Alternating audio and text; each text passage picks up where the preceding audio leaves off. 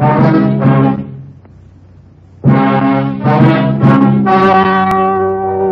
story you are about to hear is true. Only the names have been changed to protect the innocent. Fatima Cigarettes, best of all long cigarettes, brings you Dragnet.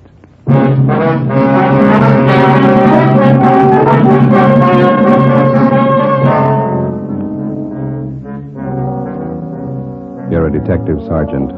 You're assigned to robbery detail. A small bakery shop in your city is held up. A man and his daughter are shot down without reason. Your job, get him. If you want a long cigarette, smoke the best of all long cigarettes. Smoke extra mild Fatima.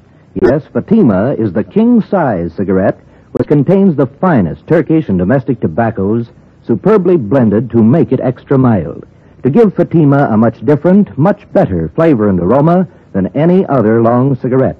That's why Fatima has more than doubled its smokers coast to coast. Enjoy extra mild Fatima yourself. Best of all, long cigarettes.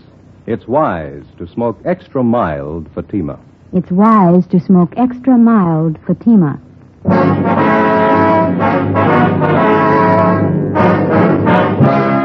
Dragnet, the documented drama of an actual crime.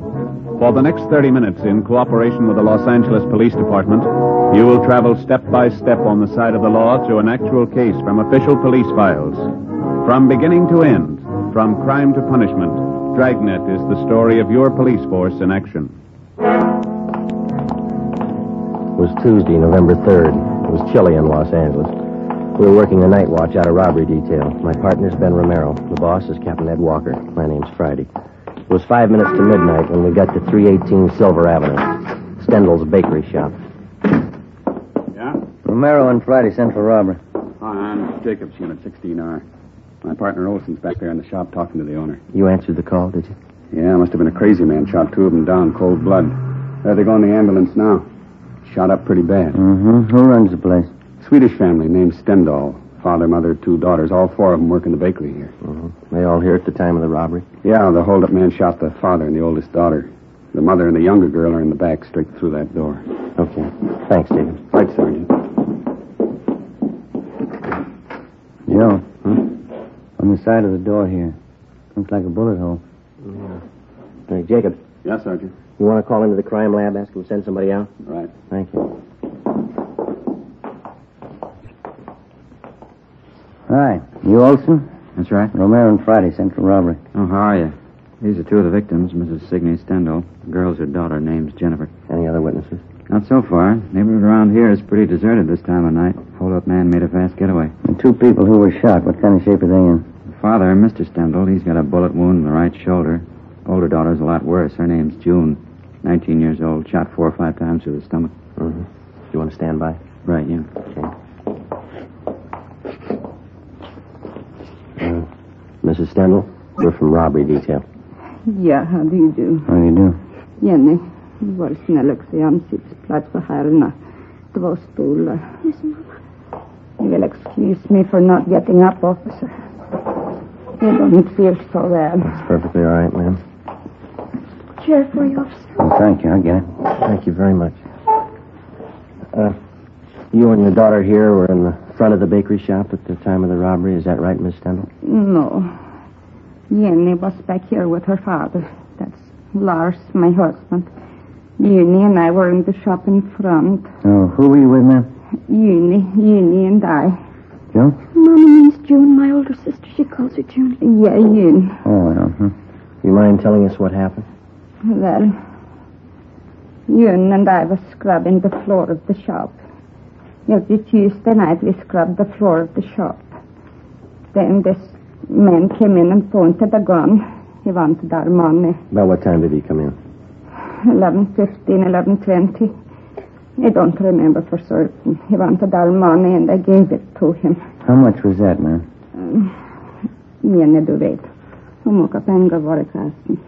$24. Yeah, $24. Just the paper money. He took it and put it in his pocket. You, my daughter, she started to cry. The man hit her. She cried some more. Then Lars and Jenny came running from the back. Yes, ma'am. The man pointed the gun. He made Lars and me and Jenny stand against that wall. But not June. He took hold of her. Jenny, who fell today? Den vägen din mannen. Han var där. June was getting fresh with her, Mama. The man tried to get fresh with June officers. June hit him. He tried to drag out the door with him. Yeah, June hit him. Hit him good. And he went like that, threw her against the counter and pushed June down. Crazy man. Crazy look. He kicked her. Mm-hmm. Then Lars, my husband, he ran at the man. He heard the gun loud, and Lars fell down. And I screamed. Yeah, Jenny screamed. He turned and he saw the man standing over you. He pointed the gun down at her. Yes, ma'am. Crazy look on him. He kept shooting her 4, maybe 5 times. Jenny screamed. She kept screaming. The man ran out the door. It's all right now, Miss Linda. Had either one of you ever seen this man before? No. Neither did I. Would you know him if you saw him again? Yeah, I think so. I would, officer. I got a good look at him. He was wearing a blue cap like a baseball player wears. Mm-hmm. How'd he get away? Was he on foot or did he have a car? Nobody followed him, but after he left, I heard a car start up down the block, and then it drove away. Do you have anything else to add, Mrs. Stendhal? I hope you catch the man. He's bad. Please catch him. Yes, ma'am. We're going to try. Jenny, var snäll att ge mig nyckels ifrån kassan. Yes, Mom.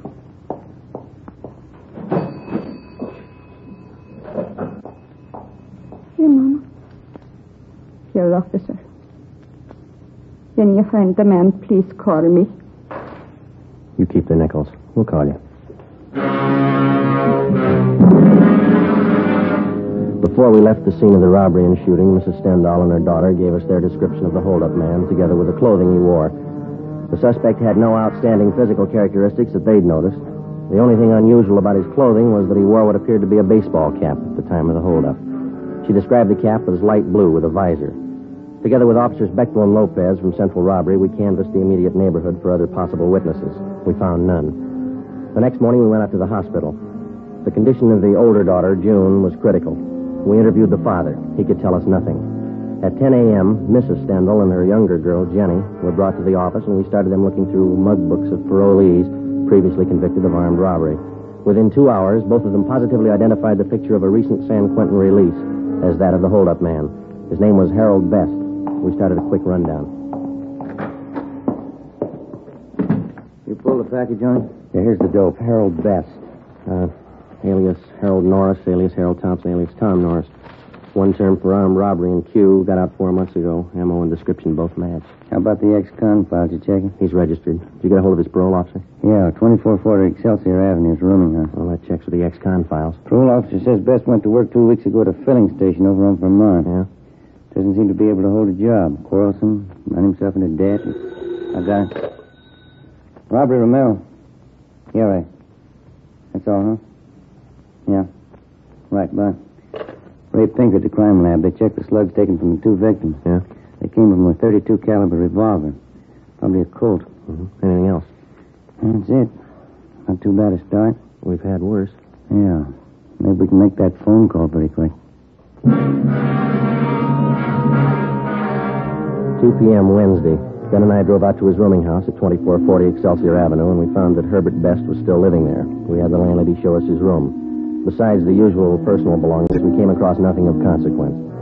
After questioning the landlady, we drove to the service station on Vermont Avenue, where Best was supposed to be employed.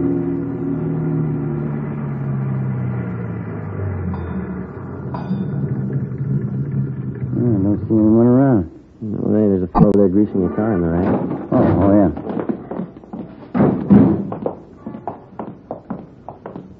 That looks like Best. Mm-hmm. Hey, fella. You. Yeah? Can you tell us if there's a Herbert Best working here? I'm him. Why? Police officers would like to talk to you. Yeah? Matter. Routine investigation. Got a few questions for you. Supposed to have this car greased up a 3:45. What am I supposed to do, please? You're the boss. I'll find him, Joe. You got any heat on you? No. What's it all about? How long is this going to be? Couple minutes. Won't take more than a grease job. Put this thing in shape. We'll wait for you. How'd you find me? That nosy landlady of mine? No, routine channel.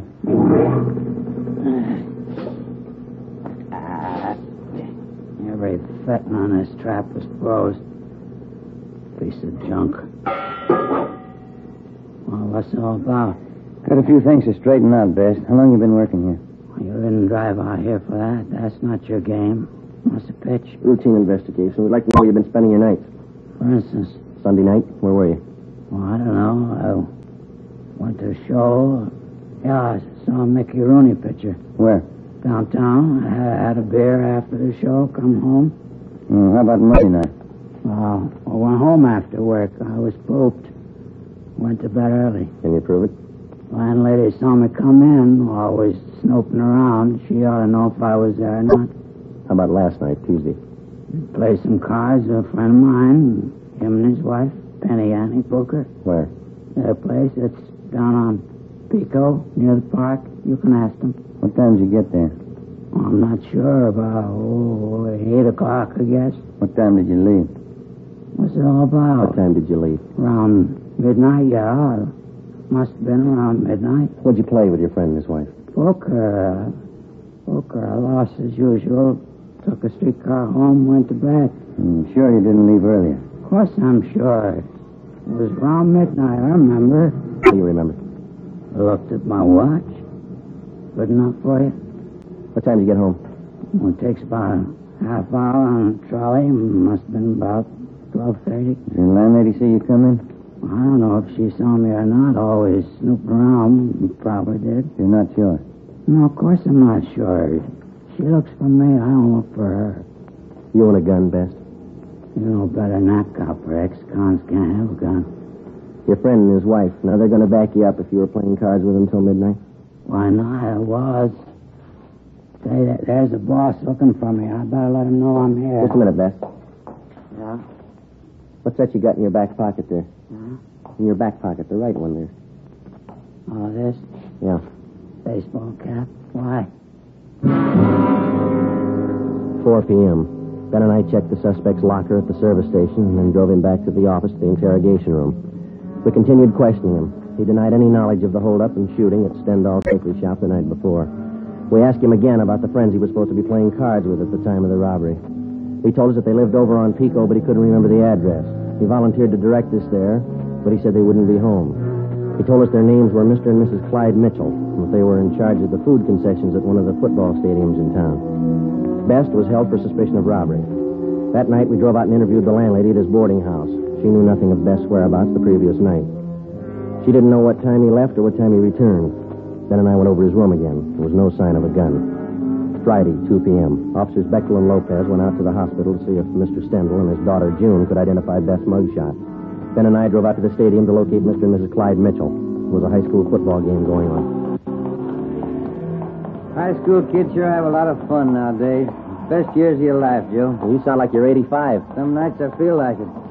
The way those kids turn out for these things, you'd think UFC and Notre Dame were playing. You see the number on that gate over there?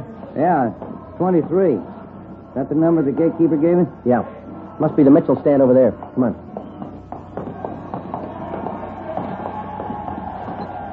Oh, miss, can you tell us where to find Mr. and Ms. Mitchell? Yeah, around back to the stand. You knock on the door. Thank you. Yeah, come on in. You Ms. Mitchell? That's all right. What is it? Police officers. Like to talk to you if you have a few minutes. All right, I'm having a bite of lunch, but come on in. Shut the door. Yes, ma'am. Thank you. Well, the food business, you never get a chance to feed yourself. Yes, ma'am. Hey, care for some of these? New kind of potato chips. Revolutionary, it says. Oh? Mother Thompson's Puff chips, flavored. Got all kinds, see? These here are a combination, see. Garlic and eggplant. Your taste different, have some? No, thank you. I would. Thank you. See, we're inquiring about a friend of yours, Ms. Mitchell. Maybe you can tell us something about him. No, who's that? Man by the name of Herbert Best. Herb, yeah, old-time friend of my husband's. What do you want to know? You see him quite often, do you, Ms. Mitchell? Mm-hmm. Once, twice a month. Clyde and I play cards or go out bowling with him. Herb's pretty good company. Uh-huh. When's the last time you saw him? Early this week, Tuesday, I think it was. Sure, it was Tuesday. See, yeah. It was. We played cards twice. At your place? That's right, a little poker. Clyde and Herb and me. What time did Best get to your place, Ms. Mitchell? Right after I finished up with the dinner dishes, around 7:45, I'd say. Mm-hmm. How long did he stay? A couple of hours. We sat around, had a few drinks, played poker, nickel limit. What time did he leave? Do you remember that? A little before 10, I think. I'm sure that man is important. Sure as I can be. Must have left before 10 because Clyde and I listened to the 10 o'clock news alone. Then we went to bed right after. Your friend Best tells us he didn't leave your place until midnight. Oh, that's not right. I must be mixed up. He left before 10, I'm sure of that. All right, Ms. Mitchell. Thank you. I hope I haven't said anything I shouldn't have. I know Herb's next con. Yeah, He likes to gamble. You're not checking up on him for Tuesday night, are you? that's right. You playing too much poker?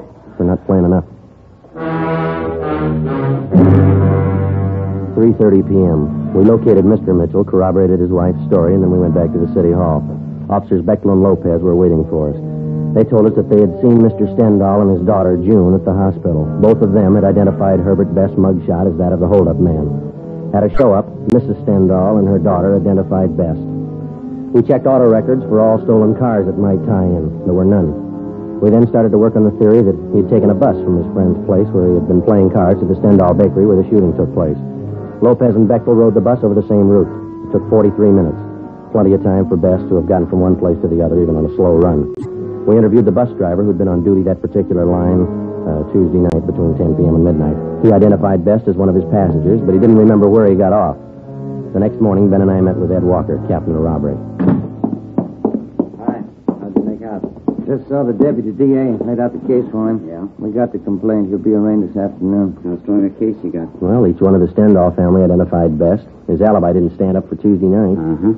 Then we got that bus driver. He tapped Best, too. And that blue baseball cap. All we need now is the hold-up gun. I hate to spoil it for you. This letter just came through in the mail. Have a look. Thanks. What do you think? I read in the paper this morning about Herbert Best. You got the wrong guy. I'm the one who held up that bakery. Every detail about that robbery is written down in that letter. The information wasn't in the newspaper story. Nobody else but the hold-up man would know all those details. Yeah, wait a minute, listen to this. Yeah? If you don't believe I'm the right man, I'll shoot up a couple of more jerks. Next time, I'll kill him. It's no crank letter. No, it isn't. You got the wrong man.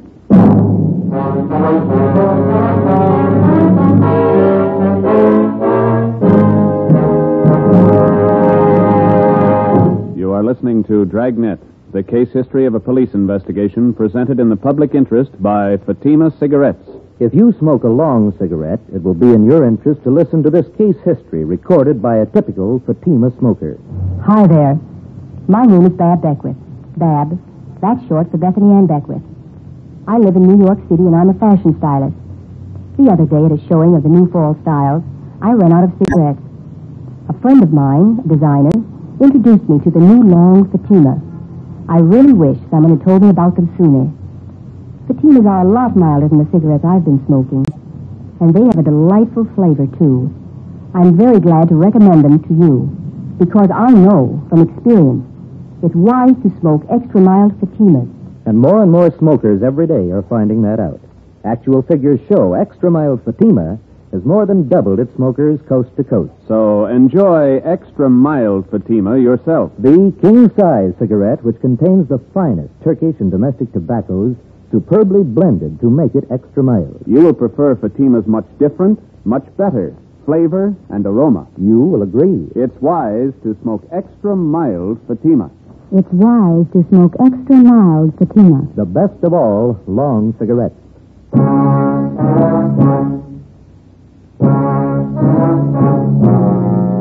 After we received the anonymous letter in the mail confessing to the Stendhal bakery holdup, we met with the deputy district attorney. We acquainted him with the new facts in the case. That afternoon, the charges against Herbert Best were dropped. We started again at the beginning. 10 a.m. Monday, November 9th. The members of the Stendhal family were again shown mugbooks of ex-cons with robbery records. This time they picked out 8 mug shots of known robbery men, each with a marked resemblance to the original suspect, Herbert Best. Together with officers Bechtel and Lopez, we started checking them out. The first 2 days, we tracked down 4 of the 8. All of the 4 were in the clear. 5:15 p.m., we got back to the city hall, the car pool. See any empty spots, Joe? No, but don't park it in any one of the city councilman's stalls. Yeah, might get sore. Well, why don't you pull up here? Boyd will take care of it. No, okay. That's good, right there.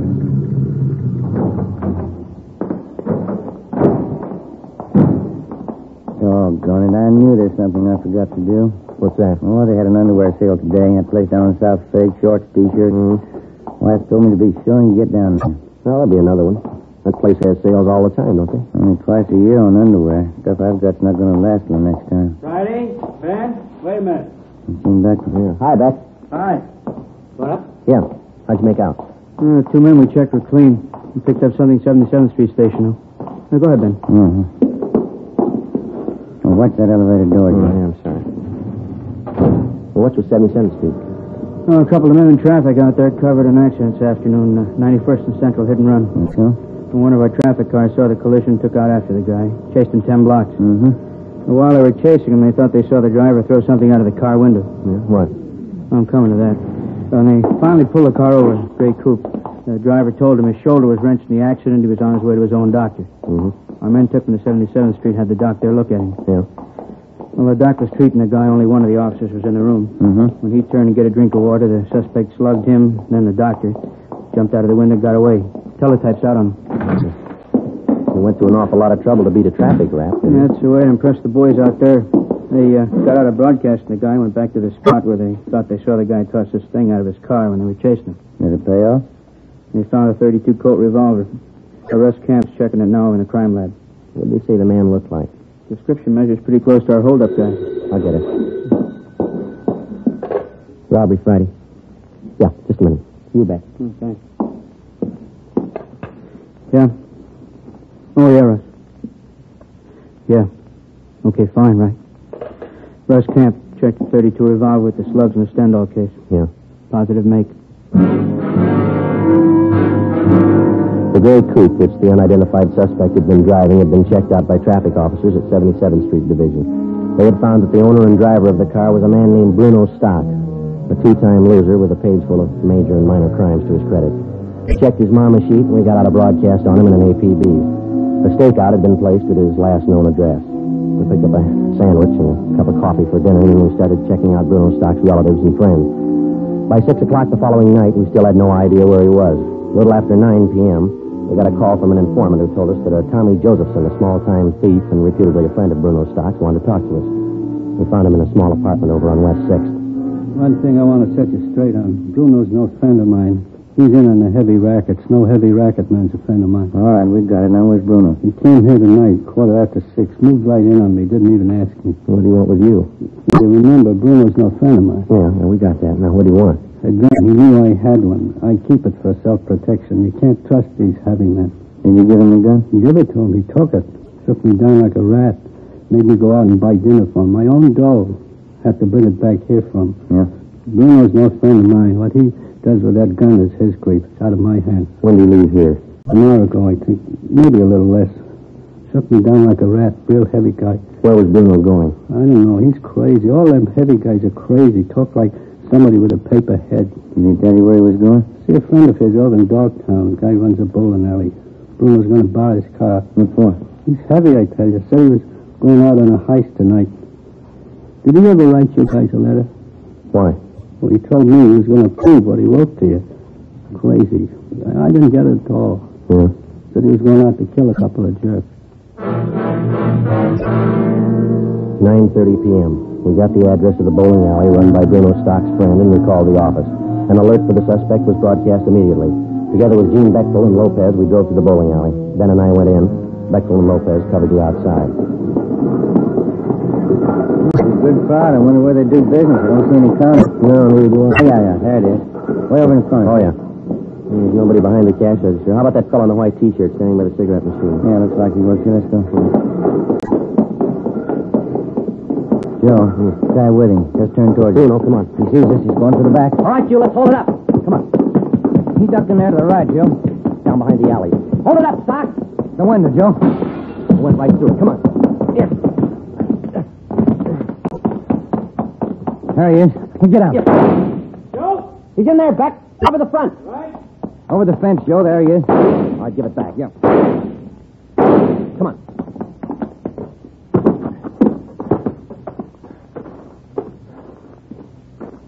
You see? No. He's got to be in the yard someplace. Yeah. Where'd he come from? I can't see. Keep down. He's backstairs of that house. There he is. Give it up, Stock. All right, mister. You tag him. Come on.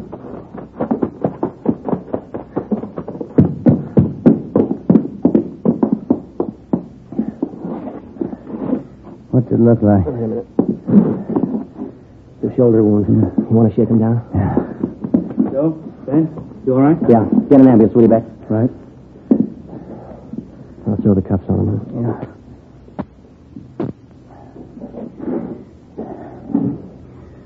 Well, that's it, Joe.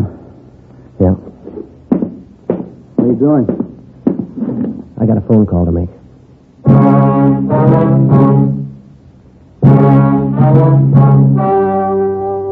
The story you have just heard was true. Only the names were changed to protect the innocent. On February 18th, trial was held in Superior Court, Department 84, City and County of Los Angeles, State of California. In a moment, the results of that trial. And now, here is our star, Jack Webb. Thank you. In the Record Bureau of all Metropolitan Police Departments, there's a special file in which all known criminals are cataloged and cross-indexed according to identifying marks. Marks which help the working detective. And so with the cigarette. The outstanding identifying mark of Fatima is quality. The careful selection and blending of only the finest Turkish and domestic tobaccos to make Fatima extra mild.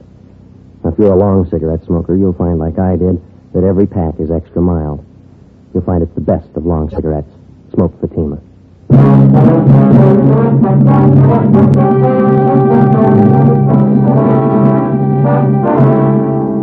Bruno Alfred Stock was tried and convicted of first-degree robbery and assault with intent to commit murder, 2 counts.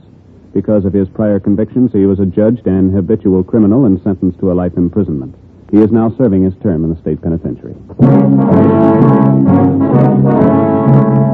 You have just heard Dragnet, a series of authentic cases from official files.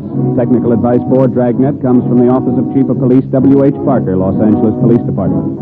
Fatima Cigarettes, the best of all long cigarettes, has brought you Dragnet from Los Angeles. Coming up, Duffy's Tavern. Next Tuesday, it's Fibber McGee on NBC.